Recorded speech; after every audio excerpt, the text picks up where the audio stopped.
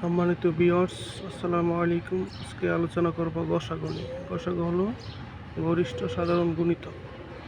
এখানে দুইটা অঙ্ক দেওয়া আছে, 12, প্রথম অঙ্কটা 12 এবং 20।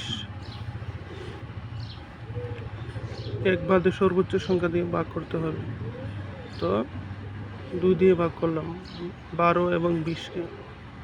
12 জোড় সংখ্যা, 20 জোড় সংখ্যা, এজন্য 2 দিয়ে যাবে একের উপর। তো 2 দিয়ে ভাগ দিলে 6, 2 দিয়ে ভাগ দিলে 20 10, আবার 2 দিয়ে যাবে, যেহেতু জোড় সংখ্যা এখানেও জোড় সংখ্যা। 6 2 দিয়ে ভাগ দিলে হবে 3, 10 2 দিয়ে ভাগ দিলে হবে 5।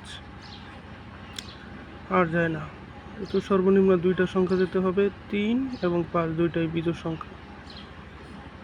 এখানে গসাগু করতে হলে এই দুইটি সংখ্যা দিয়ে যে সংখ্যা দিয়ে যায় এই দুইটা সংখ্যা গুণ করতে হবে, এগুলো বাদ। লসাগুর ক্ষেত্রে সবগুলো আসবে, গসাগুর ক্ষেত্রে এই সংখ্যাগুলো আসবে। তো 2 গুণ 2 সমান হলো 4। নির্ণয় গসাগু 4। দ্বিতীয় অঙ্কটা দেখি। 5 বিজোড় সংখ্যা, 8 জোড় সংখ্যা। যেহেতু দুইটা সংখ্যা দিতে হবে সবচেয়ে সর্বনিম্ন, এজন্য 2 দিয়ে 5কে যায় না, 8কে যায়, এজন্য 1 দিয়ে দেব।